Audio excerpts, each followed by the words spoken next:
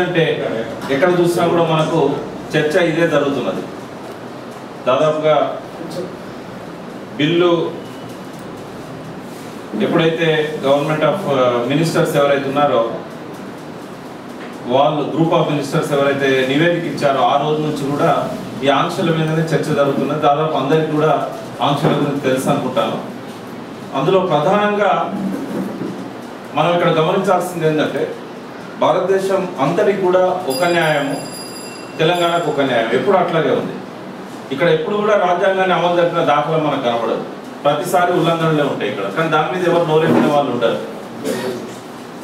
ఒక ఆశ్చర్యకరమైన విషయం ఏంటంటే తెలంగాణకు సంబంధించి 1950 జనవరి 26వ తేదీన భారత రాజ్యాంగాన్ని ఆమోదించుకున్నాం.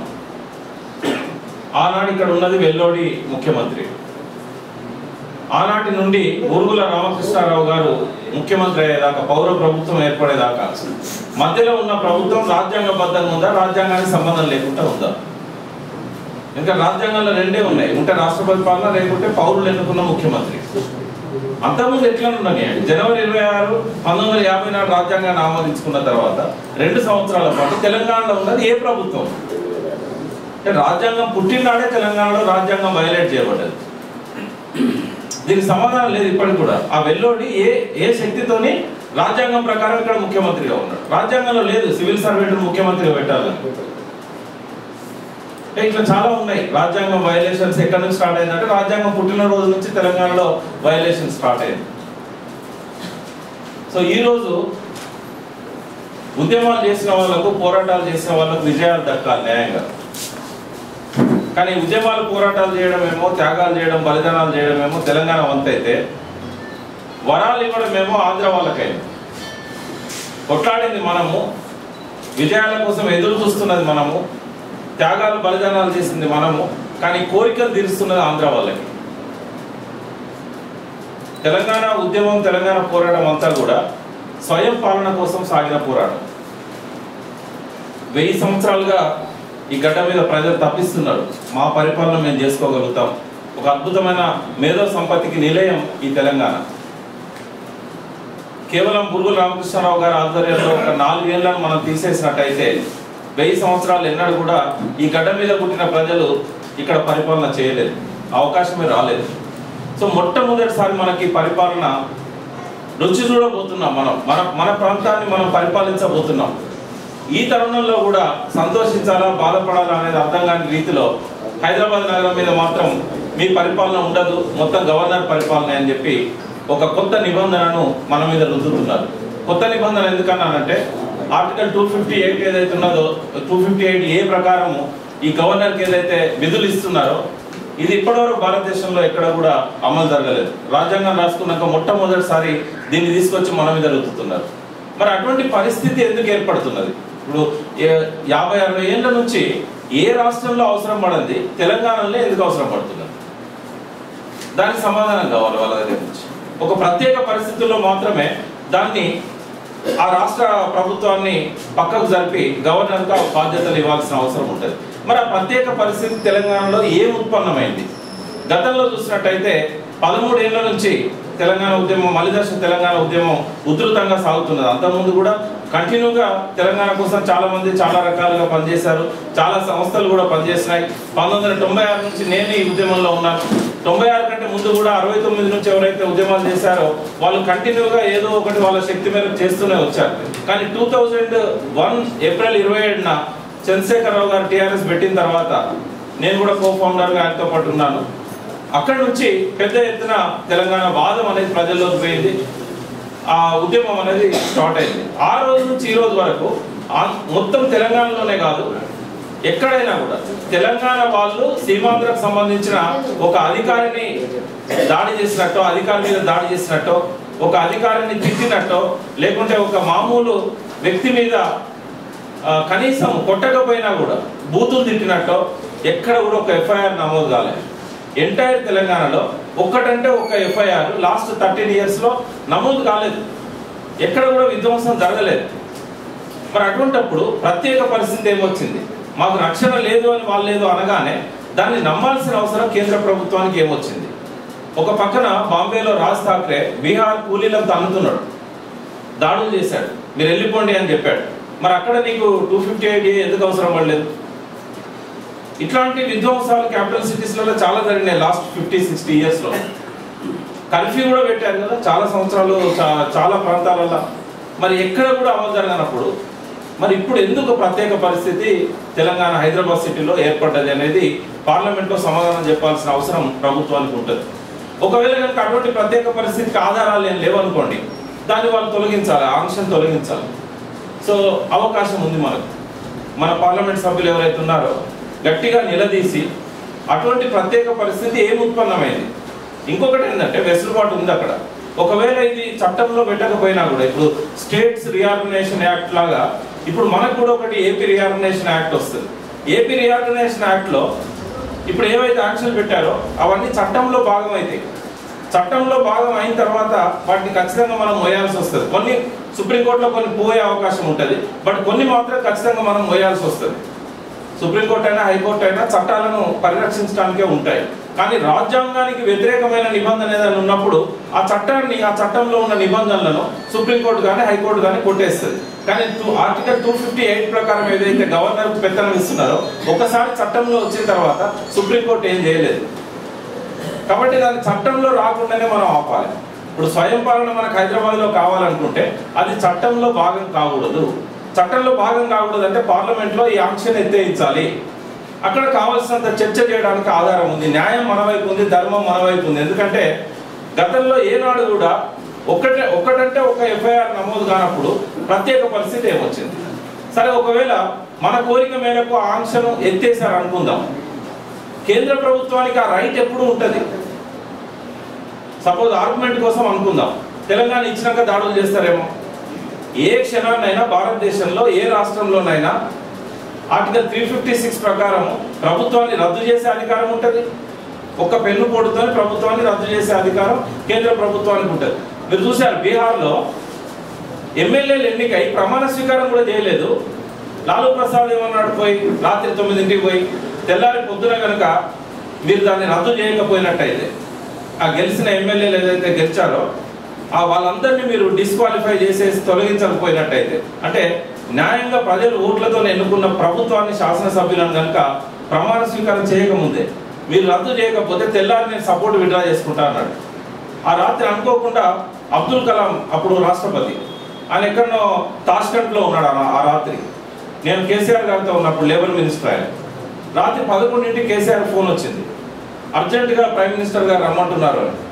ఎందుకు అంటే క్యాబినెట్ మీటింగ్ పెట్టారు, ఎవరు లేరు, ముగ్గురే ఉన్నారు ఢిల్లీలో. అంటే ఇంత అర్జెంట్ ఏమొచ్చింది, రేపు పొద్దున వస్తారు, రేపు పొద్దున పెట్టండి అంటే లేదు పొద్దున వరకు ప్రభుత్వమే కూలిపోయేటట్టుంది, రాత్రికి రాత్రి క్యాబినెట్ మీటింగ్ పెట్టాల్సిందే అంటే. ఎందుకు అంటే లాలూ ప్రసాద్ అల్టిమేటం ఇచ్చాడు, ఈ ప్రభుత్వాన్ని రద్దు చేయమని చెప్పారు. అన్యాయం కదా, వాళ్ళు ఇంకా ప్రమాణ స్వీకారం కూడా చేయలేదు, ఎట్లా రద్దు చేస్తారు, అది రాజ్యాంగ విరుద్ధం కదా అంటే అవన్నీ మాకు తెలియదండి, ప్రైమ్ మినిస్టర్ గారు మిమ్మల్ని రమ్మంటున్నారు. ఆయన ఏం చెప్పిండు, ఈ రాత్రి నేను రాను, మీరు ఏం రాసుకొస్తారో రాసుకురాని నేను సంతకం పెడతాను అన్నాడు. సో 11:30కో 12ంటికో ఒక నోట్ వచ్చింది, క్యాబినెట్ నోట్. ఆయన సైన్ చేశారు. రాత్రి 2ంటికి రాష్ట్రపతి పంపారు. ఆయన అబ్దుల్ కలాం మొండికేసిండు, ఎట్లా చేస్తా నేను చేయను అన్నాడు. దాంతో సోనియా గాంధీ ఇన్వాల్వ్ అయ్యి మళ్ళీ ఆయనకు ఆమె గొడవ అయింది కొంచెం. అందుకే ఆయనకు సెకండ్ టర్మ్ ఇవ్వలేదు. అది ప్రధాన కారణం, బీహార్ దాని విషయంలో ఆయన గొడవ పడడం అనేది. సో తెల్లారంగా 5ంటికి ఆయనతో సంతకం పెట్టించారు. తెల్లారి 7 గంటలకు బీహార్ ప్రభుత్వం రద్దయింది. అంటే ఏ ప్రభుత్వాన్నైనా ఒక పెన్ను పోటుతోనే 1 గంటలో రద్దు చేసే అధికారాన్ని రాజ్యాంగం కేంద్ర ప్రభుత్వానికి ఇచ్చింది. ఒకవేళ సీమాంధ్ర వాళ్ళ మీద ఇక్కడ దాడులే జరిగినాయి అనుకోండి, ఆ రైట్ మీకు ఎప్పుడు ఉంది కదా. సెకండ్ పాయింట్ ఏంటంటే ఆర్టికల్ 258A ఆ క్షణంలో కూడా అమలు చేయొచ్చు. రాష్ట్ర ప్రభుత్వాన్ని రద్దు చేయకుండా ఎక్కడైతే గొడవలు అవుతున్నాయో ఆ ప్రాంతాన్ని, హైదరాబాదే కావచ్చు, అది నిజామాబాదే కావచ్చు, బాన్స్వాడే కావచ్చు, ఎక్కడ సీమాంధ్రుల మీద దాడులు జరిగినా కూడా టెంపరీగా అక్కడ ప్రభుత్వాన్ని సస్పెండ్ చేసి 258A ప్రకారం గవర్నర్కి ఇవ్వచ్చు. అది ఎప్పుడు ఉంటుంది. ఇవాళ ప్రత్యేకంగా చట్టంలో పెట్టాల్సిన అవసరం లేదు. ఒకసారి చట్టంలో పెట్టారనుకోండి 10 ఏళ్ళు మనకు గుదిబండ అవుతుంది. అది ఇక్కడ పీస్ఫుల్గా ఉన్నా కూడా మనం ఒక ఎస్ఐని కూడా మనం ట్రాన్స్ఫర్ చేయించలేము. మెయిన్గా దాని ఇంటెన్షన్ ఏంటంటే ఆంధ్ర వాళ్ళ మీద దాడులు జరుగుతాయి అనేది ఇంటెన్షన్ కాదు. వాళ్ళకే బాగా తెలుసు ఏం జరగదు అనే సంగతి వాళ్ళకే బాగా తెలుసు. పెట్టడానికి కారణం ఏంటంటే 90% police officers right from home guard దగ్గర నుంచి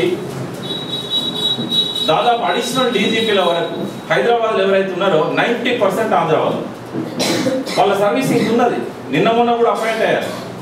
వీళ్ళందరినీ ఇంకో 10 ఏళ్ళు హైదరాబాద్ను కంట్రోల్లో పెట్టుకోవడానికి వాళ్ళను ఉంచడానికే ఇవాళ లా అండ్ ఆర్డర్ గవర్నర్ మీద పెడుతున్నారు తప్ప నిజమైన కారణాలు, సహేతుకమైన కారణాలు ఏమీ లేవు. కాబట్టి ఈ ఆంక్షలు తొలగించడానికి ఏం చేయాలనేది నేను చెప్తాను. రెండవది ఏంటంటే నేను ప్రధానమైన వాటి మీదనే మాట్లాడుతున్నాను. క్లాస్ బై క్లాస్ పోయినట్టయితే చాలా విషయాలు మాట్లాడవచ్చు. సరే, కొన్ని పెద్దగా ప్రాధాన్యత లేని వాటిని మనం పట్టించుకోవాల్సిన అవసరం లేదు. ఆర్థిక సంబంధం కొన్ని ఉన్నాయి, పెన్షన్స్ ఇట్లాంటివి. సరే, మనకు తెలంగాణకు బడ్జెట్ ఎక్కువ ఉంది, అవసరమైతే ప్రత్యేక ప్యాకేజ్ తీసుకుంటాం, లేకుంటే మన ఫండ్స్ పెంచుకుంటాం.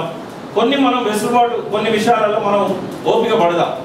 ఎందుకంటే ప్రధానమైన డిమాండ్ అనేది పరిష్కారం అవుతున్నది కాబట్టి చిన్న చిన్న విషయాలలో సర్దుకుపోవడం అనేది అవసరం. ఏ టాబ్లెట్ వేసుకున్నా, ఏ జబ్బుకి ఏ టాబ్లెట్ వేసుకున్నా ఖచ్చితంగా సైడ్ ఎఫెక్ట్స్ వస్తాయి. సో దీన్ని కూడా మనం అట్లనే తీసుకుందాం. కానీ శాంతి గల్లంతా టాబ్లెట్స్ వేసుకుంటే ఉపయోగం లేదు. తెలంగాణ వచ్చినట్టే వచ్చి స్వయం పాలన లేకపోతే ఉపయోగం లేదు. కాబట్టి ఇది ప్రధానమైన ఆంక్ష, దాన్ని తొలగించుకోవాలి. సెకండ్ ఏంటంటే సాగునీటికి సంబంధించింది. గోదావరి, కృష్ణ రెండే బేసిన్స్ ఉన్నాయి మనకి. ఈ గోదావరి బేసిన్లో చూసినట్టయితే చాలా దారుణమైన అన్యాయం జరిగింది. ప్రపంచంలో మీరు గూగుల్ ఎర్త్ చూసినట్టయితే, గూగుల్ ఎర్త్లో మనకు నది పేరు కొడితే ఆ నది కనబడుతుంది. మీరు ఏ నది వెంటనైనా ప్రయాణం చేయండి గూగుల్ ఎర్త్లో, ఒక 700 కిలోమీటర్లు చిన్న బ్యారేజ్ కూడా లేని నది ఎక్కడ మనకు కనబడదు ప్రపంచంలో. నేను చాలాసార్లు చూసిన, రాత్రి 11-12 దాకా నిద్ర వచ్చేదాకా ఒక్కొక్క నది పడిపోయేది. మరి ఏదన్నా ఉంటే నాకు శ్యామప్రసాద్ రెడ్డి గారు చెప్పాలి. ఏ నది మీద కూడా 700 కిలోమీటర్లు జనావాసాలు ఉన్న దగ్గర, జనావాసాల మధ్యలోకి వెళ్ళి ప్రవహిస్తున్న నది మీద 700 కిలోమీటర్లు బ్యారేజ్ లేకుండా ఏ నది ప్రపంచంలో లేదు. అది గోదావరి నది ఇంత కరువు ప్రాంతాల మధ్యలో నుంచి పోతూ ఎందుకు బ్యారేజ్ లేదు అని అంటే నిర్లక్ష్యం అనే ఒక్క మాటతో సరిపెట్టలేము. చాలా పెద్ద కుట్ర జరిగింది దాని వెనుక. ప్రధానమైన కుట్ర ఏంటంటే తెలంగాణలో పడ్డ వర్షపు నీళ్లను రాజమండ్రికి, విజయవాడకు తరలించే కుట్ర దాని వెనకాల ఉంది. అక్కడనేమో తప్పనిసరి పరిస్థితుల్లో నాగార్జున సార్ కట్టారు, శ్రీశైలం కట్టారు. ఆ వచ్చిన వర్షపు నీళ్ళను అన్నింటినీ వాటిలో నిల్వ చేసుకొని వాళ్ళ అవసరాల మేరకు విద్యుత్ శక్తి ముసుగు లోపల ఎప్పటికప్పుడు తరలించుకుపోయారు. గోదావరి మీద ఏమైందంటే అటువంటి రిజర్వాయర్ ఏది లేదు, వాళ్ళకి అవసరానికి నీళ్లు తీసుకుపోయారు. బట్ వర్షపు నీళ్ళు అన్నింటినీ తీసుకుపోవడానికి ఏ ఆటంకం లేకుండా ధవళేశ్వరం దాకా, శ్రీరామ్ సాగర్ ప్రాజెక్ట్ నుంచి ధవళేశ్వరం దాకా ఎక్కడ కూడా చిన్న ఆనకట్ట కూడా లేకుండా జాగ్రత్త పడ్డారు వాళ్ళు. ప్రధానంగా ఏంటంటే తెలంగాణలో చెరువులు బాగున్నాయి. దాదాపు బచావత్ ట్రిబ్యునల్ లెక్క ప్రకారమే గోదావరి బేసిన్లో తెలంగాణలో 130 టీఎంసీలను నిల్వ చేసుకోగలిగే చెరువులు ఉన్నాయి. కుంటలు కానీ, చెరువులు కానీ అన్ని. ఈ నీళ్ళన్నింటినీ ఏ రకంగా తీసుకుపోవాలనేది వాళ్ళు ప్లాన్ చేశారు. చాలా మంది అంటారు గోదావరిలో నీళ్ళ కింద తక్కువ ఉన్నాయి. ఇప్పుడు అసెంబ్లీలో ఎవరన్నా ఇట్లా నేను చెప్పినట్టు చెప్పారనుకోండి, గోదావరి 3 లక్షల టీఎంసీలు, 3,000 టీఎంసీలు, 4,000 టీఎంసీలు ప్రతి సంవత్సరం 3 లక్షల క్యూసెక్లు ఒక్కొక్కసారి సముద్రంలో కలుస్తుంది కదా. మీకు ఏమైనా దిమాపుని మాట్లాడుతున్నారా అని వాళ్ళు మాట్లాడితే మన వాళ్ళ దగ్గర జవాబు ఉండదు. ఎందుకంటే అది ఫ్యాక్ట్. ప్రతి సంవత్సరం కూడా వరద నీరు పోతున్నది. కానీ సీజన్ అనేది చాలా చాలా ఇంపార్టెంట్. ఏ సీజన్లో పోతున్నది? గోదావరికి వరదలు ఎప్పుడు వస్తున్నాయి? సెప్టెంబర్, అక్టోబర్, నవంబర్లో గోదావరికి వరదలు వస్తున్నాయి. నీళ్ళు ఎప్పుడు కావాలి వాళ్ళకి? జూన్, జూలైలో నీళ్లు కావాలి. వాళ్ళు తొలకరి వర్షాలు పడ్డ నీళ్లు వాళ్ళ పంటలు పండించుకోవడానికి కావాలి, నాట్లు వేసుకోవడానికి కావాలి, నార్మల్లకు కావాలి. ఆ నీళ్ళు అక్కడ దొరకవు. ఎందుకంటే మన దగ్గర ఉన్నట్టు విస్తారంగా కుంటలు, చెరువులు, డెల్టాలో ఉండవు. అక్కడ వర్షం నీళ్ళని సముద్రం పాలైతే ఆడ వాళ్ళకు ఎక్కువ నీళ్లు స్టోర్ చేసుకునే రిజర్వాయర్స్ లేవు. ప్రకాశం బ్యారేజ్ కానీ, ధవళేశ్వరం ఆనకట్ట కానీ హార్డ్లీ 3-4 టీఎంసీ కంటే ఎక్కువ నిల్వ చేసుకునే అవకాశం లేదు. మరి లక్షలాది ఎకరాలలో జూన్, జూలైలో నాట్లు వేసుకోవాలంటే, నార్మల్ పోయాలంటే ఏ నీళ్లు కావాలి వాళ్ళకి? ఒకటేమో తెలంగాణలో కుంటల చెరువు దగ్గర నీళ్లు కావాలి. రెండవదేమో ఇక్కడ ఉన్న రిజర్వాయర్లలో ఉన్న నీళ్లు కావాలి. కిన్నెరసాన్ దగ్గర నుంచి సింగూరు దాకా. అవసరమైతే సింగూరు తలుపులు తెచ్చి కూడా గోదావరిలో వదిలేరు. నిజాం సాగర్ తలుపులు తెచ్చి గోదావరిలో వదిలేరు. కడెం ప్రాజెక్టును అయితే ప్రతి సంవత్సరం తలుపులు తెచ్చి నీళ్ళు వదులుతున్నారు. ఇక్కడ నుంచి ఎన్నైతున్నాయో రిజర్వాయర్లు అన్ని తలుపులు తెచ్చి వదులుతున్నారు. ఈ నీళ్ళన్నింటినీ కూడా వాళ్ళు తీసుకుపోతా ఉన్నారు. సో వాళ్లకు అవసరమైన విధంగా కుంటలు చెరువులు అన్ని కూడా తెగాలి కాబట్టి తెగకపోతే నీళ్లు పోవు కాబట్టి ఏం చేశారు నంబర్ 1 గొలుసు చెరువులను విధ్వంసం చేశారు. ఫస్ట్ చేసిన పని ఏంటంటే గొలుసు చెరువులను విధ్వంసం చేశారు. దానికి కమ్యూనిస్టు సోదరులు కూడా సహకరించారు. సిక్కం భూముల ఉద్యమం అని చెప్పి సిక్కం భూముల ఉద్యమం నడిపి ఆనాడు సిపిఐ పార్టీ అప్పుడు ఒకటే ఉమ్మడి కమ్యూనిస్ట్ పార్టీ ఉంది సిపిఐ సిక్కం భూముల ఉద్యమం అని చెప్పి వీళ్ళు తీసుకొస్తే ఏక్సాల్ పట్టాలు ఇవ్వాలని చెప్పి దళితులతోని ఆందోళన చేయించారు. ఏక్సాల్ పట్టాలు పర్మనెంట్ పట్టాలు అయిపోయినాయి. ఆ పర్మనెంట్ పట్టాలు కావడం వల్ల ఏమైంది చెరువు శిఖంలోకి నీళ్ళు వస్తున్నాయంటే వాళ్ళే కట్టలు చేకొట్టే పరిస్థితి వచ్చింది. రెండవది చెరువు శిఖంలో పట్టా భూమి ఇవ్వడం వల్ల చైన్స్ అన్ని కూడా డీలింక్ అయిపోయినాయి. ఎందుకంటే ఆ పట్ట భూములకి ఒక ఒరి వస్తుంటే వాడు దాన్ని గుడిపేసి ఆ నీళ్ళని డైవర్ట్ చేస్తాడు వాడు ఈ కుంటలోకి రాకుండా. మూడవది ఏంటంటే వాడు దున్నిన తర్వాత మళ్ళీ వర్షం పడ్డప్పుడు ఆ లూజ్ అయిన సాయిల్ అంతా కూడా చెరువులో కొట్టుకొచ్చి పూటిగా మట్టి వస్తుంది. ఈ పూటిక మట్టి అంతా కూడా ఏంటంటే గ్రౌండ్ వాటర్ రీఛార్జ్ కాకుండా అడ్డుపడుతుంది. తెలంగాణలో మోస్ట్ ఆఫ్ ది సాయిల్స్ ఏంటంటే బ్లాక్ సాయిల్. దానివల్ల ఏమవుతుంది బంకమట్టి మొత్తం నిండిపోయి గ్రౌండ్ వాటర్ రీఛార్జ్ కాకుండా అయిపోతున్నారు. అంటే వాళ్ళు చేసిన కుట్ర వల్ల ఇవాళ మన గ్రౌండ్ వాటర్ లేకుండా పోయింది. కుంటల చెరువులు కాపాడుకోలేకపోయినాం. తాంబాల లాంటి చెరువులు అన్నింటినీ కూడా అంటే గంగాల లాంటి చెరువులు అన్నింటినీ కూడా తాంబాలలాగా మార్చుకున్నాం. కప్పులు లాంటివన్నీ సాసనలాగా అయిపోయినాయి. దాదాపు లాస్ట్ 55 ఇయర్స్ నుంచి ఏ చెరువులో పుట్టిక తీయలేదు. ఏమనంటే ఖర్చుతో కూడుకున్నదని అంటారు. రెండవది ఈ పడ్డ నీళ్ళన్నీ వాగులలో పోతాయి కదా తెగిన తర్వాత ఆ వాగులలో ఇసుక ఉంటేనన్నా కనీసం గ్రౌండ్ వాటర్ రీఛార్జ్ అయ్యేది. ప్రతి వాగులో ఇసుకను తీసుకొచ్చి హైదరాబాద్ అవసరాల కోసం వాడుతున్నారు.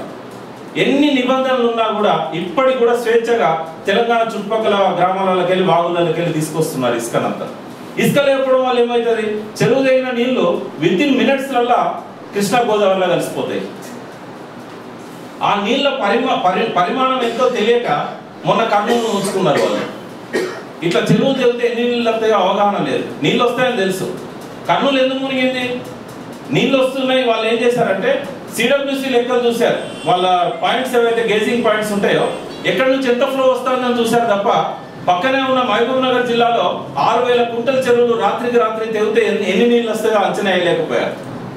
దానివల్ల శ్రీశైలంను ఖాళీ చేయకపోవడం వల్ల ఈ నీళ్ళని పోయి ఆలంపూర్ను కర్నూలు ముంచాయి. అంటే ప్రతి సంవత్సరం కూడా మన చెరువుల నీళ్లను దొంగతనం చేయడం కోసం ఇవాళ ఆ గోదావరి మీద ఒక్క బ్యారేజ్ కూడా కట్టకుండా ఆపారు. ఎందుకు ఇంతసేపు చెప్పానంటే భవిష్యత్తులో కూడా మనం కట్టలేము. ఈ నష్టం ఏందో మీకు తెలుసు. దానివల్ల ఏం జరిగింది నంబర్ 1 చెరువులు నాశనమైనాయి, చెరువులు కబ్జా గురైనాయి, డీలింక్ అయిపోయినాయి, గొలుసులన్నీ కూడా కట్ అయిపోయినాయి. ఇంకా చాలా ఉంది దాని గురించి చెప్పాలంటే. ఈ గొలుసును కట్ చేయడానికి ఏం చేశారు వాటర్ ని మైనర్ ఇరిగేషన్ పంచాయతీ రాజ్ అని మీడియం ఇరిగేషన్ అని 3 ముక్కలు చేశారు. ఈ 3 ముక్కలు చేయడం వల్ల చైన్ లో ఉన్న పైన ఉన్న భాగం పంచాయతీ రాజ్ కిందకి పోతుంది, మధ్యలో ఉన్నది మైనర్ ఇరిగేషన్ కిందకి వస్తుంది, కింద ఉన్న పెద్ద చెరువు మీడియం ఇరిగేషన్ కిందకి వస్తుంది. మూడింటికి వేరు వేరు యజమాన్యాలు. అంతకంటే ద్రోహం ఏం చేశారంటే ఆంధ్రప్రదేశ్ ఏర్పడినాడు మనది 63% మైనర్ ఇరిగేషన్ కింద ఉండే మన సాగు నీటి వ్యవస్థ. ఇరిగేటెడ్ ల్యాండ్ ఏదైతే ఉన్నదో 100% అనుకుంటే అంటే ప్రభుత్వ కాలువల ద్వారా నీళ్ళు వచ్చేటి 100% అనుకుంటే 63% కుంటల చెరువుల కింద ఉండేది. దాన్ని మేజర్ అంటారా లేకుంటే మీడియం అంటారా మైనర్ అంటారా? 63% 100లో మేజర్. వాళ్ళకేమో 63% కంటే ఎక్కువ 66% దాదాపు 75% ప్రాజెక్టుల కింద ఉండే. అక్కడ ఏమంటారు దాన్ని మేజర్ అంటారు. సో వాళ్ళ అవసరాల కోసం ఏం చేశారు ప్రాజెక్టులు ఏమో మేజర్ అని చేశారు, కాలువలు కుంటల చెరువులు అన్ని కూడా ఏంటంటే మైనర్ అని చేశారు. దీనివల్ల బడ్జెట్ కేటాయింపులలో ఏమైందంటే 92% ఏమో మేజర్ కు మీడియం కు పోయింది, కేవలం 8% బడ్జెట్ ఏమో మైనర్ కు వచ్చింది. 99 నాటికి నేను లెక్కలు తీస్తే 1999లో మైనర్ మీద పెట్టింది 800 కోట్లు అయితే మేజర్ మీద పెట్టింది 16,000 కోట్లు ఎంటైర్ స్టేట్ లో.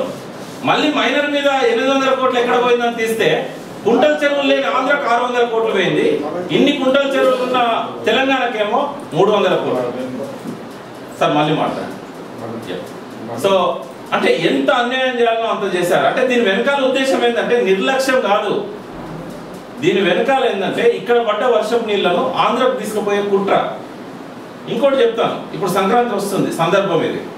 సంక్రాంతి వస్తే ఏమనుకుంటారు అక్కడ ధాన్యలక్ష్మి, ధనలక్ష్మి, భాగ్యలక్ష్మి అంతే కదా, SMS లో వచ్చేది కదా. ఈ మనకేమో ఇవి పీడ దినాలు, వాళ్ళకేమో పవిత్రమైన పండుగలు. జనరల్గా పండుగలకు ప్రజల మనస్తత్వానికి సంబంధం ఏంటంటే, పండుగలు అనేటి ప్రజలు సంతోషంగా ఉన్నప్పుడు, ధాన్యం ఇంటికి వచ్చినప్పుడు, వాళ్ళు ఆశించిన ఫలితం దక్కినప్పుడు పండుగలు చేసుకుంటారు. మనకేమో దసరా పెద్ద పండుగ, వాళ్ళకేమో సంక్రాంతి పెద్ద పండుగ. ఎందుకు మనకు దసరా పెద్ద పండుగ అయిందంటే, మనదంతా తొలకరి వర్షాలు రాగానే మనం నాట్లేసుకుంటాము, సద్దుల నాటికి మనకేంటంటే పంట చేతికి వస్తుంది. కాబట్టి మనకు దసరా అనేది పెద్ద పండుగ అయింది, కుంటల చెరువుల కింద వ్యవసాయం. కాబట్టి వాళ్ళ ప్రాజెక్టులకు నీళ్ళు వచ్చేది సెప్టెంబర్ అక్టోబర్లో, కాబట్టి వాళ్ళు అప్పుడు నాట్లేసుకుంటే సంక్రాంతికి పంట చేతికి వస్తుంది. కాబట్టి వాళ్ళకి అది పెద్ద పండుగ అయింది. ఇప్పుడు ఏం చేస్తున్నారు వాళ్ళు? ఇటు దసరా చేస్తున్నారు, అటు సంక్రాంతి చేస్తున్నారు. అవసరమైతే ఉగాది కూడా 3వ పంట తీస్తున్నారు. ఎవరి నీళ్లతోని? ఇప్పుడు వాళ్ళ నీళ్లతో తీసుకుంటే మనకు అభ్యంతరం లేదు, మన నీళ్లతో వాళ్ళు తీసుకుంటున్నారు. ఫలితంగా ఏం జరిగిందంటే, ఈ చెరువులను నాశనం చేయడం వల్ల 12 లక్షల ఎకరాలు గవర్నమెంట్ రికార్డు ప్రకారం 1956లో చెరువుల కింద సాగైంది. ఇవాళ అతి కష్టం మీద 2.5 లక్షల ఎకరాల నుంచి 4 లక్షల ఎకరాలు సాగవుతున్నారు. వర్షాలు బాగా పడ్డప్పుడు రైతులు కష్టపడి ఎక్కడన్నా కొంచెం ఆ నీటిని కట్టలు చేయకుండా కాపాడుకున్నట్టయితే ఒక 4 lakhs ఎకర్స్ పండుతున్నారు. కృష్ణా గోదావరి 2 బేసిన్లలో కూడా. వాస్తవంగా బచావ్ ట్రిబ్యునల్ ఇచ్చిన నీళ్ళన్నీ 90 TMCలు మైనర్ ఇరిగేషన్ కృష్ణాలో ఇచ్చారు, 130 గోదావరిలో ఇచ్చారు. కరెక్ట్గా అంటే దాదాపుగా 220 TMC. 220 ఇంటూ 6,000 ఎకరాలు వేసుకుని ఎంత పండాలి? More than 12 lakhs acres. 200 TMCకే కావాలి కదా. అయితే ఇది ఎందుకు పండట్లేదు అని అంటే, ఆ నీళ్ళని వాళ్ళు తీసుకుపోతున్నారు. ఎందుకు రాష్ట్ర విభజన వద్దంటున్నారు? రాష్ట్ర విభజన అయితే ఎవరి నీళ్ళు వాళ్ళు వాడుకుంటారు, ఇట్లా నీళ్లు తీసుకుపోవడానికి అవకాశం ఉండదు. ఇది కుట్ర. ఫలితంగా ఏం జరిగింది? చెరువులు నాశనం కావడం వల్ల పల్లె కన్నీరు పెట్టింది. గోరటెక్కన్న పాటలో ఏం చెప్పాడో అదంతా జరగడానికి కారణం ఏంటంటే చెరువు నాశనం కావడం. ఒక తల్లికి బిడ్డకుండే సంబంధం ఏదైతే ఉన్నదో చెరువుకు ప్రజలకు ఉంటుంది. పల్లెలో చెరువుకున్న ప్రజలకు మధ్య సంబంధం లేకపోయిందంటే ఆ పల్లె వృత్తులన్నీ అనాథలు అయిపోతాయి, ప్రజలంతా అనాథలు అవుతారు. చెరువులో నీళ్లుంటేనే కాపులు వ్యవసాయం చేస్తారు, చెరువులో నీళ్లుంటేనే బెస్తవాళ్ళు చేపలు పడతారు, చెరువులో నీళ్లుంటేనే సమస్త వృత్తులు కూడా. ఉదాహరణకు తాడి చెట్టు కళ్ళు పారాలంటే ఆ చెరువులో ఊటలు భూమిలోకి పోవాలి. చెరువులో నీళ్లుండి పంటలు పండితేనే ఆ ధాన్యాన్ని అమ్మిన తర్వాత ఒక ఆయన అవసరాల దగ్గర పోయి నగ చేయించుకుంటాడు, చాలా దగ్గర పోయి చీరలు దోతులు కొనుక్కుంటారు. సమస్త వృత్తులు చెరువు మీద ఆధారపడి ఉన్నాయి. మత్స్యం రెడ్డి గారికి స్వాగతం. ఇట్లా మొత్తం మన తెలంగాణ సర్వనాశనం కావడానికి వాళ్ళు చేసిన కుటిల ఎత్తుగడ ఏంటంటే, ఇక్కడి వర్షం నీళ్ళను దోచుకొని పోవడం. తెలంగాణ వచ్చినాక కూడా మనం చేయాల్సింది ఏంటి అంటే, ఫస్ట్ ఈ చైన్ ఆఫ్ ట్యాంక్స్ రివైవ్ చేసుకోవాలి. మరి ఇప్పుడు బోర్డ్స్ పెట్టారు, బోర్డ్స్ పెట్టినాక ఎట్లా సాధ్యమవుతుంది? ఇప్పుడు ఫస్టే చాలా కష్టపడి మా పెద్దన్న ఏం చేశాడు, ఇంజనీర్స్ తరఫున పాలమూరు ఎత్తిపోతల పథకాన్ని డిజైన్ చేశాడు. ఇప్పుడు ఏమైతుంది దాని సంగతి? బోర్డు ఉన్నట్టయితే దానికి వాళ్ళు అనుమతిస్తారా? ఆంధ్ర ముఖ్యమంత్రి సంతకం పెడతాడా? ఈ మధ్యన పేపర్లో హెడ్లైన్స్లో వచ్చింది. అది ఒక్కటే కాదు, కనీసం రిపేర్ చేసుకోవాలన్నా కూడా వాళ్ళు దానికి అనుమతిస్తారా? ఒక ఎగ్జాంపుల్ ఏంటంటే, సిరిసిల్ల ఎమ్మెల్యేగా 7 సార్లు గెలిచిన రాజేశ్వరరావు గారు వాళ్ళ సిరిసిల్ల కాన్స్టిట్యున్సీలో ఏ ఇరిగేషన్ సోర్స్ లేదు, మొత్తం ఎడారి, మాకు నీళ్లు లేవు, సాగునీరు లేదు. ఒక చిన్న వాగు ఉంది, మానాల గుట్టల్లో నుంచి వస్తుంది. ఆ వాగు మీద మేము చిన్న చెక్ డ్యామ్ కట్టుకుంటామంటే ఆయనకు పర్మిషన్ ఇవ్వలేదు, ఎందుకంటే ధవళేశ్వరానికి నీళ్ళు తక్కువ అవుతాయని చెప్పారు. ఎందుకంటే ఈ వాగుల నీళ్ళన్నీ కూడా మానేరులో పడతాయి, మానేరుల నీళ్ళన్నీ కూడా గోదావరిలో కలుగుతాయి, కాబట్టి వాళ్ళకు నీళ్ళు తక్కువ అవుతాయి. ఇంత దుర్మార్గులు రేపు రివర్ బోర్డ్స్ అనేటివి ఉంటే మనకు అనుమతిస్తారా? రెండవది, ఆల్రెడీ రివర్ బోర్డ్స్ అవసరం లేకుండానే ట్రిబ్యునల్ అన్ని కూడా పక్కా తీర్పులు ఇచ్చింది. ఉదాహరణకు కృష్ణా ట్రిబ్యునల్ నాగార్జున సాగర్ కింద ఏ కాలువ కింద, ఎడమ కాలువ కింద, కుడి కాలువ కింద ఎన్ని నీళ్లు తీసుకుపోవాలన్నా కూడా బచావ్ ట్రిబ్యునల్లో ఉంది. నందిగామ కాలువకి ఎంత పోవాలి, నూజివీడికి ఎంత పోవాలి, అన్నీ ఉన్నాయి ట్రిబ్యునల్లో. నూజివీడి అంటే అక్రమ కాలువ, అన్నీ ఉన్నాయి. రాజేష్ కుమార్ ట్రిబ్యునల్ దాన్ని టచ్ కూడా చేయలేదు, ఎందుకంటే ఎగ్జిస్టింగ్ అలాట్మెంట్స్ ను ముట్టుకోవద్దు అనేది వాళ్ళ రూలు. దానికి ఒక చట్టంలో సవరణ చేశారు. సో మరి రాజేష్ కుమార్ ట్రిబ్యునల్ ఏం చేసింది? వాళ్ళేమో నికర జలాలను పంచితే వీళ్ళు మిగులు జలాలను కూడా పంచిళ్ళు. అంటే ఆ 140 TMCలను అదనంగా చూపెట్టి 65% డిపెండబిలిటీ కింద ఆ అదనంగా వచ్చిన నీళ్ళను కూడా ఎటు తీసుకుపోవాలో చెప్పారు. ఇంకొక క్లాజ్ కూడా ఉంది, ఈ మిగులు జలాలు పోగా ఇంకా ఎక్కువ వరదలు వచ్చినట్టయితే వాటిని అదనపు జలాలు అంటారు. నికర జలాలు, మిగులు జలాలు వీళ్ళు నిర్ణయించని అదనపు జలాలు. అదనపు జలాలను కూడా బ్రజేష్ కుమార్ ట్రిబ్యునల్ సూచించిన బోర్డే పరిష్కరించాలని చెప్పింది. మరి అంత చక్కగా ఉన్న తర్వాత మళ్ళీ ఇంకో బోర్డు అవసరమా? గోదావరి మీద చూసినట్టయితే గోదావరిలో నీళ్లు ఉన్నాయి, మనం కంటెంప్లేటెడ్ ప్రాజెక్ట్స్ ఉన్నాయి, ఆన్గోయింగ్ ప్రాజెక్ట్స్ ఉన్నాయి. వాటన్నింటినీ కనుక మనం కట్టుకోగలిగితే ఆ నీళ్లు మనకు ఉపయోగపడతాయి. వాళ్ళు ఎవరు కూడా ఆ నీళ్ళ మీద ఆబ్జెక్షన్ చేయడానికి లేదు. ఎందుకంటే వాళ్ళ భూభాగం ఎక్కడ స్టార్ట్ అవుతుంది? శబరి తర్వాత స్టార్ట్ అవుతుంది. గోదావరిలో శబరి కలిసేది ఎక్కడ అంటే వరరామచంద్రపురం, కూనవరం మధ్య లాస్ట్ బార్డర్ ఒకటే ఒక మండలం ఉంటుంది మనకు. తర్వాత శబరి కలిసిన తర్వాత ఒకటే ఒక మండలం ఉంటుంది. ఆ మండలం కూడా చాలా ఎత్తు మీద ఉంటుంది, గిరిజన భూములు. అక్కడ పెద్దగా నీటి సౌకర్యం మనం ఇచ్చే అవకాశం కూడా లేదు. ఒక ప్రాజెక్ట్ కట్టాల్సి ఉండే అక్కడ సీలేరు. ఈ సీలేరు ప్రాజెక్ట్ను వెంగళరావు గారు 1975లో అసెంబ్లీలో వైట్ పేపర్ సబ్మిట్ చేశారు. ఈ ప్రాజెక్టులను మేము టేకప్ చేస్తామని శ్వేతపత్రం. ఆ శ్వేతపత్రంలో లోయర్ సీలేరు ప్రాజెక్ట్ ఉంది. 25,000 ఎకరాలు చింతూరు మండలంలో ఆదివాసీ ప్రాంతాలలో వాళ్ళ వ్యవసాయానికి ఆ నీళ్లను ఇస్తామని చెప్పి పోలవరం కట్టుకోవాలన్న దురాశతోని 38 సంవత్సరాల నుంచి ఆ ప్రాజెక్టు ఊసేత్తలేదు. కంప్లీట్ తొక్కిపెట్టేశారు ఆ ప్రాజెక్టు. ఎందుకంటే ఆ ప్రాజెక్టు ద్వారా సాగయ్యే భూమి పోలవరం ప్రాజెక్టు ముంపులో ఉంటుంది. వాళ్ళు ఎప్పుడో 40 ఏళ్ల తర్వాత కట్టబోయే ప్రాజెక్టు కోసము 40 ఏళ్ల నుంచి ఒక ప్రాజెక్టు దొక్కేశారు. దాని ఫండ్స్ లేక కాదు, ట్రైబల్ సప్లాన్ కింద ప్రతి సంవత్సరం కోట్ల రూపాయలు ఇరిగేషన్ బడ్జెట్ లో గిరిజనులకు కేటాయించినవి ఉన్నాయి. బడ్జెట్ లేక కాదు, కేవలం ఏంటంటే పోలవరం మీద దురాశతో. మరి గోదావరి మీద బోర్డు ఎందుకు పెడుతున్నారు అని అంటే మన గొంతు నొక్కి పోలవరం కట్టుకోవడానికి బోర్డు పెడుతున్నారు. వాస్తవంగా బచావ్ ట్రిబ్యునల్ ఇచ్చిన డైరెక్షన్ ప్రకారము అక్కడ అక్కర్లేదు. మనకు కావాలంటే ఏమన్నా డిస్ప్యూట్స్ ఉంటే మళ్ళీ మనం ట్రిబ్యునల్ అడగవచ్చు. ఇంకో కొత్త ట్రిబ్యునల్ ఏంటి, బ్రజేష్ కుమార్ ట్రిబ్యునల్ లాగా మాకు కొత్త రాష్ట్రం వచ్చింది కాబట్టి గోదావరి మీద ట్రిబ్యునల్ వేయొచ్చు అని అడగవచ్చు. కానీ ట్రిబ్యునల్ అడగకుండా బోర్డు పేరుతోని ఈ డ్రామాలు ఎందుకు చేస్తున్నారంటే ఏమైనా చేసి పోలవరానికి వాళ్ళు నీళ్ళు తీసుకుపోవాలనే ఉద్దేశంతో చేస్తున్నారు. కాబట్టి ఇది చాలా అన్యాయం. రివర్ బోర్డ్స్ అనేటివి ఏవైతే ఉన్నాయో ఆంక్షలు ఎత్తేయాలి. సరే కాలాతీతం అవుతున్నది కాబట్టి టాపిక్ సంబంధించి ఆంక్షలు అంటే ఇవన్నీ ఆంక్షలే, ప్రధానమైన ఆంక్షలు ఇవి. బడ్జెట్ తో కూడుకున్న ఏంటి అంటే పెన్షన్ మన దగ్గర అక్రమంగా వచ్చిన ఉద్యోగులకు మనం ఎందుకు ఇవ్వాలనేది ఒకటి. రెండవది అప్పులు ఆస్తుల పంపకానికి సంబంధించి కూడా ఎక్కడ వాళ్ళు అప్పులు తెచ్చి ఖర్చు పెట్టారో అక్కడ అవి కట్టమని చెప్పడం న్యాయం. కానీ ఆంధ్రలో పెట్టిన అప్పులకు మనం తెలంగాణ వాళ్ళం ఎట్లా భరిస్తాం? జనాభా ప్రాతిపదికన అప్పులను ఆస్తులను డివైడ్ చేయడం అనేది కరెక్ట్ కాదు. ఎందుకంటే ఇవాళ ఢిల్లీలో ఉన్న హైదరాబాద్ భవన్ అది నిజాం ప్రాపర్టీ. అది ఆంధ్రప్రదేశ్ ఏర్పడకంటే ముందే నిజాం కట్టిన బిల్డింగ్ ఉంది. ఆ బిల్డింగ్ తీసుకొని మనకు ఒక ఏపీ భవన్ ను అక్కడ ఒక 7 ఎకరాల ఖాళీ స్థలాన్ని కేంద్ర ప్రభుత్వం మనకు అలాట్ చేసింది. అది హైదరాబాద్ ప్రాపర్టీ కాబట్టి ఖచ్చితంగా మనకే ఉంటుంది. జనాభా ప్రాతిపదికన మీరు వాళ్ళకి 60% ఇవ్వండి అంటే మనకేం ఉండదు. సో ఇట్లాంటి ఆంక్షలు ఉన్నాయి. ఇవి కాకుండా ఎంట్రన్స్ ని 10 ఏళ్ళలో 5 ఏళ్ళలో కంటిన్యూ చేయాలన్నారు. ఆయన స్పీచ్ 5 ఏళ్ళు అని చెప్పాడు షెండే. అలా చూస్తే బిల్లులో 10 ఏళ్ళు అని ఉంది. అసలు ఒక కొత్త ఇన్స్టిట్యూషన్ పెట్టాలనుకున్నప్పుడు ఏం చేస్తారంటే ముందు నోటిఫై చేస్తారు. ఇక్కడ ఐఐటి వచ్చింది కందిలో. ఐఐటి వచ్చినప్పుడు ఏం చేశారు? ఫస్ట్ ఐఐటిని ఇస్తున్నామని చెప్పారు. అక్కడ ఏం లేదు. ఐఐటి కోసం కేటాయించిన భూములన్నీ అట్లాగే ఉన్నాయి. ఇమీడియట్ గా వాళ్ళు ఏం చేశారు? స్టాఫ్ ను అపాయింట్ చేశారు. టెంపరీగా ఏం చేశారు? పక్కనే ఎద్దుమైలారంలో ఆర్డినెన్స్ ఫ్యాక్టరీ ఉంటే అందులో కొన్ని గదులు తీసుకున్నారు. ఆ గదులలో నుంచి వ్యవహారం మొదలు పెట్టారు. వితిన్ 3 months లో అడ్మిషన్ స్టార్ట్ అయినాయి. ఎక్కడ కొత్త ఇన్స్టిట్యూషన్ పెట్టాలన్నా కూడా మాక్సిమం 3 months నుంచి 1 year పడుతుంది. ఎక్కడో ఒక టెంపరీ అకామిడేషన్ పెట్టుకుంటారు.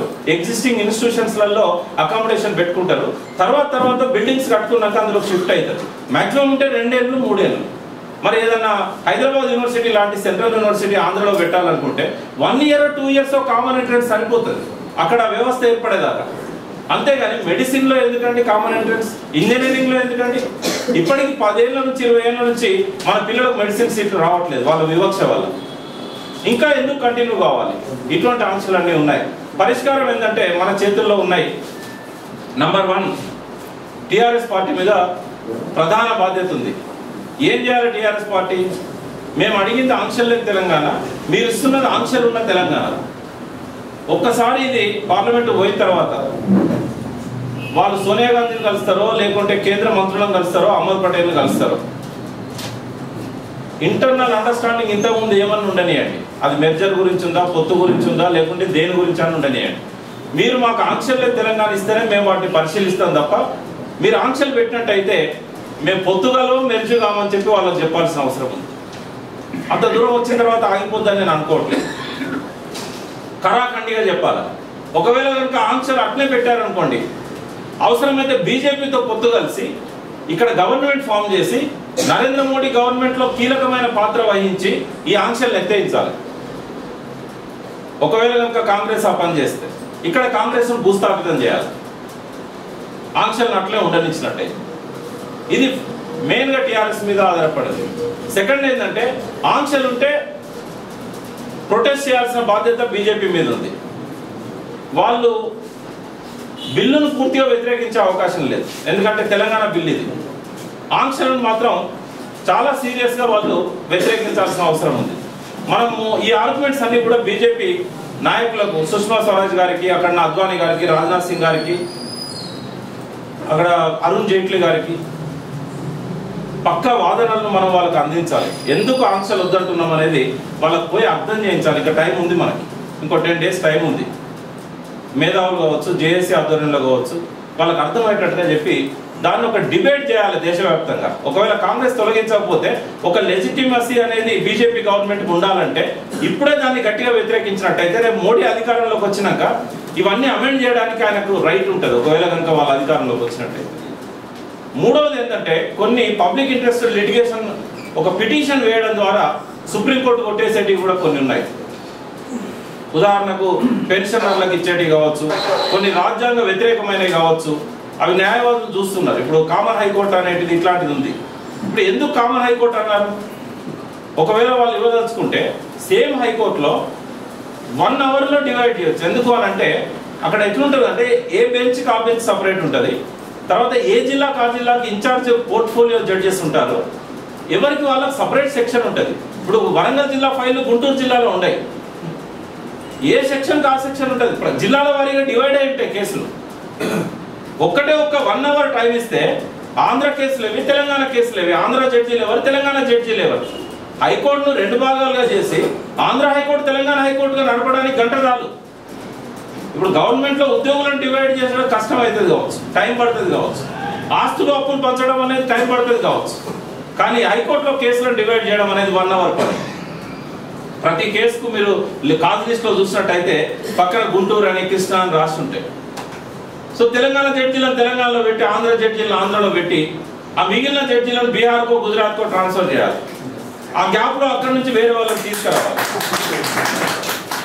ఇది కూడా మనం ఏంటంటే చేయాల్సిన అవసరం ఉంది. ఇంకోటి చెప్పని ఆంక్షలు కొన్ని ఉన్నాయి, మనకు చెప్పని ఆంక్షలు ఏంటి, బిల్లులో లేని ఆంక్షలు ఏంటంటే ఇప్పుడు ఐఏఎస్లో ఐపీఎస్లో లిస్ట్ చూసినట్టయితే అవసరానికంటే ఎక్కువ మంది ఇక్కడ ఉన్నారు. రేపు మనం ఆప్షన్స్ ఇచ్చినా లేకుంటే బలవంతంగా పంపినా కూడా వాళ్ళకు రూల్ ఉంటుంది. ఐఏఎస్లకు ఐపీఎస్లకు నేటివ్ స్టేట్లో సపోజ్ ఇప్పుడు ఆంధ్ర వాళ్ళు ఉన్నారు, వాళ్ళు ఆంధ్ర స్టేట్లో ఎంతమంది ఉండొచ్చు అంటే ఓన్లీ 33%. మిగతా 67% ఐదర్ తెలంగాణ ఉన్న ఆంధ్రలో వేయచ్చు, వేరే స్టేట్ కాబట్టి, లేకుంటే 27 స్టేట్లకి ఎక్కడి నుంచి అనేది తెచ్చేయాలి. కానీ ఏ స్టేట్ వాళ్ళు ఆ స్టేట్లో 33% కంటే ఎక్కువ ఉండడానికి వీల్లేదు. కానీ ఇవాళ చూసినట్టయితే రేపు ఆంధ్రప్రదేశ్ విభజన జరిగినట్టయితే మన స్టేట్లో ఉన్న ఐఏఎస్ ఆఫీసర్లను డివైడ్ చేసినట్టయితే వాళ్ళు 33% కాదు, చాలా ఎక్కువ ఉన్నారు. మన వాళ్ళు తక్కువ ఉన్నారు, వాళ్ళు చాలా ఎక్కువ ఉన్నారు. సో వీళ్ళందరినీ కేంద్రానికి సరెండర్ చేయాల్సి ఉంటుంది రేపు ఏర్పడే ప్రభుత్వం. లేకున్నట్టయితే వాళ్ళ పాలన అట్లే రేపు డీజీపీ కూడా కృష్ణప్రసాద్ అవుతాడు. కృష్ణప్రసాద్ మళ్ళీ డీజీపీ మన మీద పగ్గాలు ఎత్తాడు. అంటే ఇట్లాంటివి ఏంటంటే మనము మన పార్టీలకు చెప్పుకోవాల్సిన అవసరం ఉంది. ఏం చేసినా 2 పార్టీలు మనకు ఉన్నాయి, మిగతా పార్టీలు ఉన్నట్టు కాదు. కాంగ్రెస్ ఉన్నా లేనట్టే. వీళ్ళు ఇక్కడ మేకపోతు గాంభీర్యాన్ని ప్రకటిస్తారు కానీ సోనియా దగ్గర వెనక పిల్లి కూతలు కూస్తారు. అక్కడ ఎవరు మాట్లాడే ధైర్యం కూడా ఎవరికి ఉండదు. వీళ్ళని చూసి మనం ఏదో నమ్ముకోవాల్సిన అవసరం లేదు. ఏమైనా మనకు లాభం జరుగుద్ది, మేలు జరుగుద్ది అంటే టీఆర్ఎస్ కానీ లేకుంటే బీజేపీ కానీ, ఈ 2 మన రిస్క్లోకి వచ్చే పార్టీలు. ఈ పార్టీల ద్వారా మనం ఎంతవరకు ప్రెజర్ తేవాలి, ఆ నాయకులను, ప్రజా సంఘాల వాళ్ళ నాయకులను కలవాలి. ఆ పార్టీలకు కూడా బాధ్యత ఉంటుంది, ఎందుకంటే తెలంగాణ కోసం కొట్లాడిన పార్టీలు కాబట్టి ఫస్ట్ రెస్పాన్సిబిలిటీ అనేది ఆ పార్టీల మీద ఉంటుంది. ఆ పార్టీలను దారిలో పెట్టాల్సిన బాధ్యత ప్రజా సంఘాల మీద ఉంటుంది. ప్రజా సంఘాలు కానీ మాలాంటి వ్యక్తులు కానీ ఖచ్చితంగా వాళ్ళని దారిలో పెట్టడానికి ఎన్ని ప్రయత్నాలు చేయాలో అన్ని చేయాల్సిన అవసరం ఉంది. మూడవది ఏంటంటే రేపు ఇవన్నీ ఆంక్షలతో తెలంగాణ వచ్చింది అనుకుందాం, ఒక నిరంతర పోరాటం కంటిన్యూ చేయాలి. ఇవాళ మనము అంతా అయిపోయింది, సాధించిన దానికి సంతృప్తిని చెంది అదే విజయం అనుకుంటే పొరపాటు అని శ్రీశ్రీ రాశాడు 1964లో. తెలంగాణ వచ్చింది కదా అని చెప్పి అందరికీ ముసుగుదాన్ని పడుకోవడమో లేకుంటే కొంతమంది సీట్లలో కూర్చొని పదవులను ఎంజాయ్ చేయడమో చేసినట్టయితే ఈ ఆంక్షలు మళ్ళీ పెనుశాపం అయితే సెక్రటేరియట్లో లగడపాటికి ఇంటర్వ్యూ దొరుకుతుంది, మనకు దొరకదు. వాళ్ళు చేసిన అక్రమాలన్నింటినీ కూడా మళ్ళీ రెగ్యులరైజ్ చేసుకుంటారు ఇదే తెలంగాణ ప్రభుత్వంతో. ఆంధ్ర వాళ్ళకి తెలంగాణ వాళ్ళకి డిఫరెన్స్ ఏంటంటే తెలంగాణ వాళ్ళు న్యాయంగా తమ డిమాండ్ ప్రభుత్వం ముందు పెడతారు, అధికారుల ముందు పెడతారు, నాకు ఎందుకు చేయమని అడుగుతారు, ఆవేశంతో అడుగుతారు. కానీ ఆంధ్ర వాడు ఏం చేస్తాడంటే అవతల వ్యక్తి బలహీనత లేదనేది ఫస్ట్ ఎంక్వైరీ చేస్తాడు. ఆ బలహీనతలు ఏముంటే ఆ బలహీనతలను సాటిస్ఫై చేయడానికి వాడు అవి మొదలు పెడతాడు. First representation ఇయ్యాడు. రిప్రజెంటేషన్ బదులు ఆ మంత్రికి లేకుంటే అధికారికి ఉన్న బలహీనతలు ఏంటిదో స్టడీ చేసి ఎంక్వైరీ చేసి వాళ్ళు సర్వెంట్ ఉంటాడు, ఇంట్లో డ్రైవర్ ఉంటాడు, డ్రైవర్ తెలియని బలహీనతలు ఏమి ఉండవు, అన్నీ ఉంటాయి. డ్రైవర్కి అన్నీ తెలుసు. లేకుంటే అటెండర్లను పట్టుకుంటారు, వాళ్ళకి ఒక 500 నోటిస్తే వాళ్ళు వాడు ఏదైనా చెప్తాడు. ఆ బలహీనతలను పట్టుకొని వాళ్ళు ఫస్ట్ ఏం చేస్తారంటే వాళ్ళకి అవసరమైన పనులు చేయించుకుంటా ఉంటారు. మన దగ్గర కూడా పాలక వర్గంలోకి ఎవరైతే రేపు రాబోతున్నారో వాళ్ళకి అన్ని బలహీనతలు ఉన్న వాళ్ళే, ఎవరు కూడా రామచంద్రమూర్తులు లేరు. ఈ బలహీనతలను వాళ్ళు చక్కగా ఉపయోగించుకుంటారు. మళ్ళీ ఒక 5 ఏళ్ల పాటు మళ్ళీ ఈ తతంగం అంతా నడుస్తూనే ఉంటుంది. సో ప్రజా సంఘాలే అదుపులో పెట్టాల్సిన అవసరం ఉంటుంది. ప్రజా సంఘాలలో కూడా వాళ్ళ డైరెక్షన్లో ఉన్న ప్రజా సంఘాల గురించి నేను మాట్లాడడం లేదు. నిజాయితీగా పనిచేసే ప్రజల తరఫున ప్రాతినిధ్యం వహించే ప్రజా సంఘాలు పనిచేయాలి. అవసరం కోసం పాలక వర్గాలు సృష్టించిన ప్రజా సంఘాలకు మనం గుర్తింపులు ఇవ్వాల్సిన అవసరం లేదు. ఒకసారి తెలంగాణ వచ్చిన తర్వాత అది మటుమాయం కావాలి. ప్రజల కోసం ప్రజా సంఘాలు ఏర్పాటు కావాలి. ఆ ప్రజా సంఘాలు ఏంటంటే నిర్విరామంగా మన హక్కుల కోసం ఏ ఆంక్షలు లేని సంపూర్ణ తెలంగాణ ఏర్పడేదాకా ఈ పోరాటాన్ని కంటిన్యూ చేయాల్సిన అవసరం ఉంటుంది. జై తెలంగాణ. నాకు అవకాశం ఇచ్చినందుకు కృతజ్ఞతలు.